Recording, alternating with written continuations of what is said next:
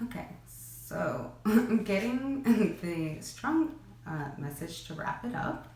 So, as I keep getting cut off, yeah, coming in kind of crazy, kind of wild, kind of, but very much determined to get this back right. Okay, so quickly, just to wrap it up, what I'm going to do is kind of like where do we stand? Little layout that I like to do with the animal spirit deck. And so I like to do what energy is the divine masculine bringing towards the divine feminine, sending out there.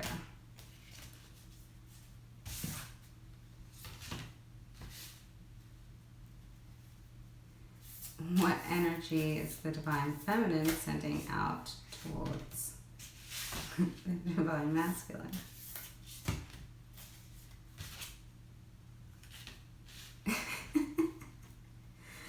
Oh my god, it is hilarious. Okay. And then I also like to do what energy is the divine masculine wanting to connect with in the feminine?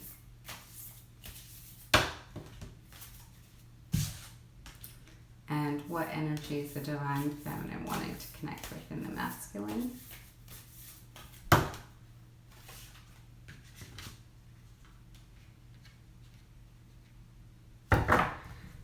And then, so that's energies. Put up there. And then I like to also do how is the divine masculine, how does he see the divine feminine? No kidding. And then how does the divine feminine see the masculine?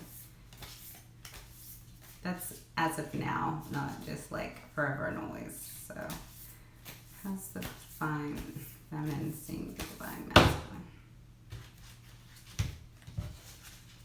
Interesting.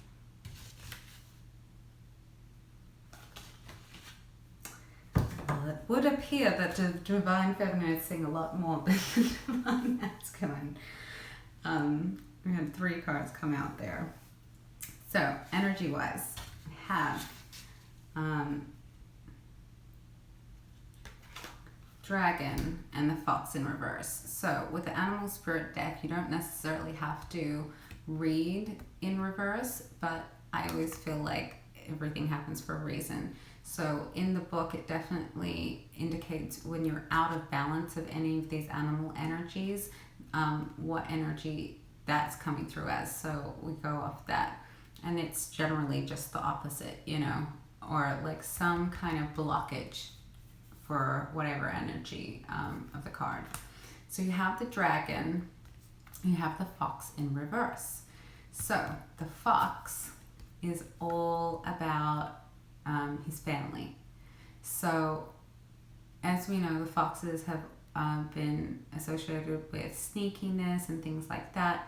Within the animal spirit deck, it is considered like he'll do anything for his family. Nothing's wrong when it comes to protecting his family. He's very family oriented and very much monogamous, like they use that word and that mention in the book. He's just all about his family. He's all about getting done what needs to be done in reverse. And then you have the Dragon. The Dragon is all about your inner truth. So this is the part of us is also kind of very much connected to like Kundalini energy, like the fire of the dragon, the Agni, which is the fire within. So it's all about that inner truth being woken like a sleeping dragon and kind of coming into awareness of everything around it and itself, which is something to quite, behold. So this energy, what I'm getting is that while this is happening, this is in reverse, as it's taking a back seat to this. It's like that. That's how it's coming through for me. Then, and this is the funny part for the Divine Feminine, we have Fire, Ants, and Turtle in reverse. So, and like I said, anyone who's like been following this journey online, the Divine Feminines are in a hurry. They are really not in a space of patience, in the sense of like, I'm not really trying to be in a rush. It's not about rushing. It's about waiting. Nobody likes to wait on something that they really feel like should have been here yesterday, you know? And that energy is something that kind of gets to a point where it is very intense and it doesn't feel good, and you get kind of fired up and angry. So yeah, I think there's a lot of people, a lot of feminine holding people who will relate to that. Okay, what energy are they most wanting to connect with? So what energy is the Divine Masculine wanting to connect with within the Divine Feminine? Lion. So the Lion is very much like in command. I do also get a vibe of like, because on this journey, because it is a journey that is very, very, very much connected to intuition, and females generally have a higher sense of intuition. We're always like one step ahead on the journey, which is not easier, by the way, at all. And I know that there's a lot of Divine Feminines who have expressed a great resentment for that. And when you are feeling really impatient and angry, that is not very stable energy. That's a little bit scary. And so what the Divine Masculine's wanting to connect with is like, he really admires the power and the strength of the Divine Feminine. Doesn't know how to handle her when she's coming undone. And the male lions, so even though this is coming up for the feminine, a male lion doesn't really do a lot. He has a very important job which requires him to basically save his energy for when it really counts. So for me, this is about sitting in your power, not flailing all over the place, but like just sitting in your confidence, sitting in your power, sitting in your knowledge, because lions are also very much associated with the divine.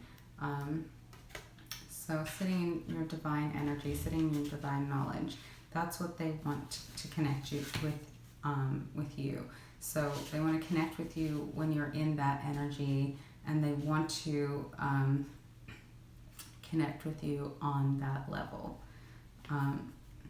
Then we have the Cobra. That's the energy feminines are wanting to connect with in the masculines the most. And this is all like, snakes represent sensuality. So sensuality is an aspect of connection, and that receptacle of energetic experience that we experience in a way that we call sensual, and it's very much vibratory, which snakes are very, very, very, very sensitive to vibrations and movement. And so we're wanting to connect with movement and sensuality, like get that moving, bring it on in. And also, you know, the cobras represent, like, you can always think of like a snake charmer when you think of a cobra. So that process with the snake charming, and then they kind of get all like right focus on the eyes, and like snakes can't even see that well, but it is this like hypnotizing kind of thing. And they, to me, I'm getting a lot of like sensual intimacy, and I don't mean sexual, I mean sensual. So then how are the divine masculine and feminine seeing each other? Divine masculine is seeing the divine feminine at this time as someone very, very I don't want to use the word exotic, but I feel like it's the right, or the, like, for lack of a better word, really like regal, but also just like, whoa, look at the coat on that thing. Like, what? Is that even from this planet? In a really good way. In a really good way. Not in a bad way, but also just like, dang, that's like something else. It's just something totally else. All in a very, very good way. I don't know if I explained that well enough, but I'll include the book meetings, and I think they do a better job. So how is the divine feminine seeing the masculine? I'll just start here. Frog. It represents cleansing, and it represents the need for it.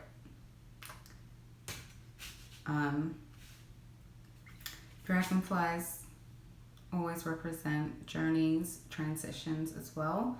I'll get more into the book meaning. And then tarantula and spiders are always representing building and creating because of how they spin their webs.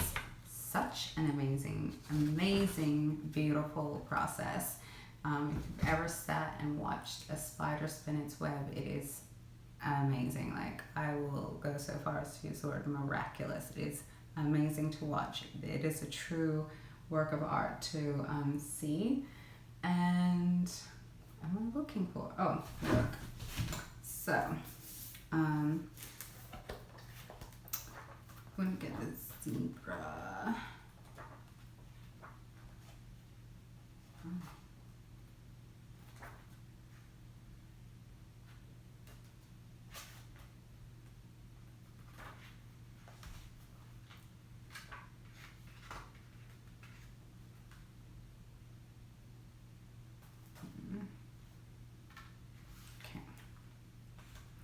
Eccentric, creative, visionary. Zebras are the most precious of gems. They are young at heart, well-cultured, and have an undying curiosity about life. Being in the company of a zebra personality not only is a delight, but also opens our minds. Be prepared, their potent magic is contagious, and you may soon find yourself in a faraway land expanding your worldview while having a blast. Zebras also like to contribute to the global health through environmental or volunteer work. This card may be a hint to pack your bags. So yeah, I think that's pretty on point. So that's how the masculine sees or views the divine feminine right now. And the divine feminine, so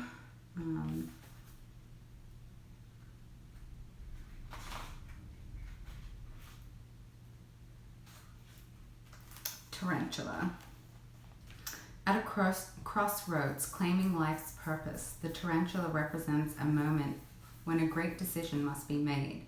It involves prioritizing your life's deeper purpose or dharma. A habit or routine from the past is sidetracking you from your dream, yet a voice inside keeps begging you to refocus your attention. In order to find true happiness, you must choose dharma. Until you do, satisfaction will be fleeting. The tarantula hovers patient and calm, like an old friend that knows your inner soul. It already knows you'll choose wisely. I mean, come on, you guys. I'm not even going to speak to that anymore.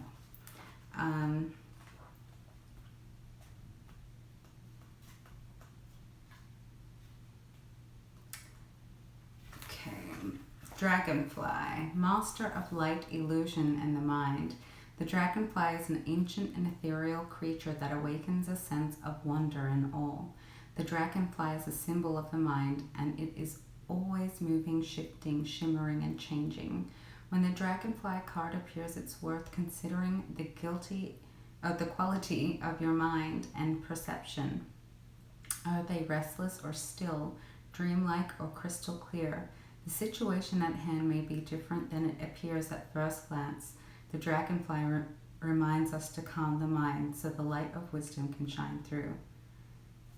So I think it's definitely about seeing, at least keeping an open mind and an eye out, and like being aware that the divine masculine may be quite transformed by this process. I mean, I don't know how many times use the word transformation and transformative with regards to the journey. And for ourselves too. For me, that's been a big part of the healing work that I've been doing, is to really tap into certain belief systems that were created many years ago, even childhood, that were no longer serving me. It was really acting as like a harmful influence in my life. And forgiving myself for the choices I made based off of those beliefs and that way of doing things and understanding and knowing things, and before I got to the point of, and not that this is the first time, but like just where I'm at now with seeking that knowledge to be more the person I want to be and experience life in the way I want to experience it. And so, and then I'll quickly throw in the frog also.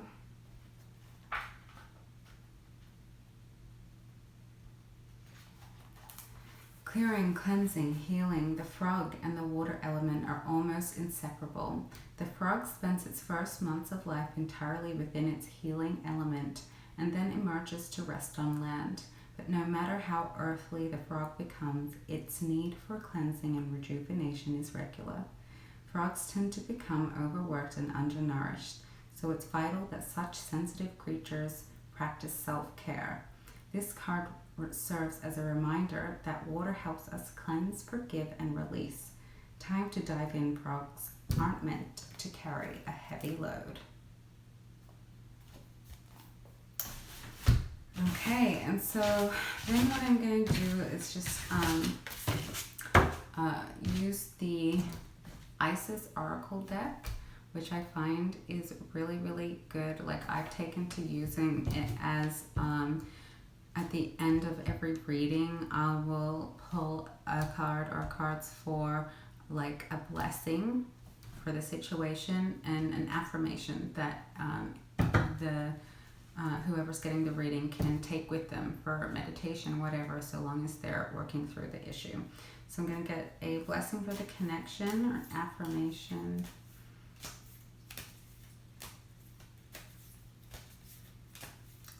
For the connection for July. And then get a blessing for the masculine. And a blessing for the feminine.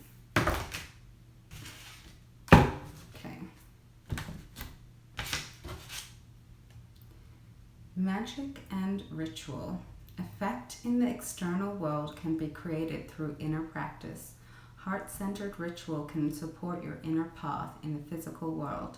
You are encouraged to enhance your power with regular practice as you grow in grace, love, ability, and wisdom, applying your inner beauty to transform your outer world. So this is definitely the energy of being the creator of your own reality. And then it's also talking about effect in the external world. So material world can be created through inner practice. So and it's also referencing rituals. So like when you're dealing with a deck that's called Isis and blah blah blah, it's like when you hear the word ritual, you can think of like, I don't know, some like ancient Egyptian kind of mystic thing. But getting up in the morning and going to have coffee in your usual coffee cup and sitting in your usual spot, doing the usual thing, that's a ritual. It's something that we do regularly with purpose. And so the purpose of that ritual is to start your day in a certain way. So this, for me, is coming through as like, although we're working on different things, being consistent and mindful is the key. And so specifically for the masculine, Divine Sun Child, blessings of the sun flow to you now. It is time to allow your life to flourish without limits, to let your light burn bright and without veil, just like the midsummer sun burning without contest in the Egyptian desert. It is your time to shine bright. So what's funny about this is right before I started this reading, I was like, had a bunch of crazy energy going on. I even had to like go to my yoga mat and like breathe. I was like in child pose. I was so like hyped up. It was bananas. And then when I came to sit down, I had a totally different energy, which was really like painful. And so I had to like kind of take a moment, and I was just like, okay, before I go ahead, because I did have some like reservations and energy resistance tied up around, you know, owning my journey and my experience. And so the only avenue that I feel that has been left open between my divine masculine and myself has been, because there's no communication or contact at this time, or like not really any communication, and so music. So like, of course, if you're not able to be with someone who you love, you are gonna hear songs that remind you or make you think of them all the time. But then there's like a whole nother next level of serendipity that ends up happening, and synchronicity that you're just like, okay, this is getting creepy.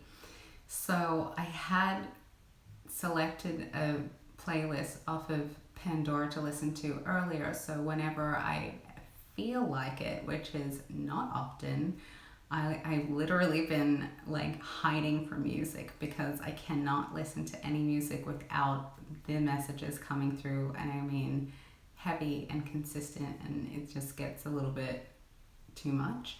So I don't think I've ever had a period of time in my life where I listened to music less, but I decided to do it today. I was feeling particularly positive and in good energy, so I did it. And I had a bunch of things to do. The playlist was still up, and I was like, I wonder, because I had just sat in meditation before the reading, and I was like, I wonder if I should just see what that next song was. Just let the next song play. And it was like ridiculous. So it was a song by a band called Collective Soul. So I'm about to do this collective twin flame reading that I had this huge amount of resistance to. because of like where I was at in my own journey. The song is called, it's by Collective Soul. It's called Shine. Whoa, honey, let your light shine bright. And then you have like Time to Shine Bright. So yeah, that's what happened. Oh, and the album is called Hints, Allegations, and Things Left Unsaid. So, you know, knowing that that's what's going on for me, and then having those cards come up as like the unfinished business, you know, it's like in the communication and all of that. So here you have that. And for the Divine Feminine, the blessing coming through is not of Isis. Part of your spiritual destiny involves a special relationship with the goddess. This means that not only do you have the important spiritual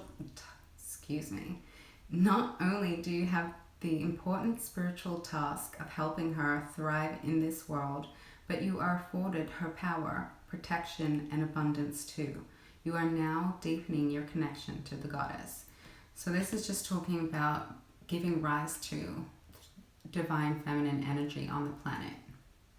The more we embrace it, the more we embody it, the more we project it and put it out and create with it, the more we change the world. And we definitely can do with a lot more divine feminine energy in this world. So if you're going to change the world, that's a good energy to do it with. And you're very much supported in that process. The more you lean into it, the more supported you are.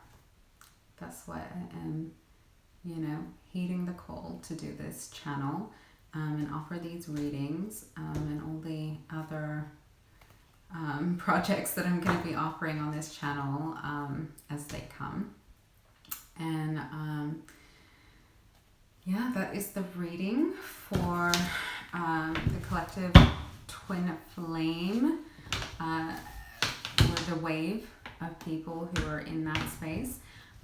So I'm Ketsi Afia. I am an empath. I'm a channel, and I am for the first time, you know, on this kind of platform offering those gifts. I've done it for many years, somewhere around 10 years, and I've always enjoyed it. I've always loved it. I really am the kind of person who always seems to find themselves in a position of like holding space for people in transition. And I love how tarot cards can be used as such a lovely tool in that process. So if you would like a private reading, there will be information on like in the bio there, where you can just email me for the type of reading that's gonna suit you best and pricing. So I hope you enjoyed the video. If you did, please like, subscribe, share it. I love to build up the channel so I can offer more readings and services and gifts and things. So thank you so much for watching, and I really hope to see you back.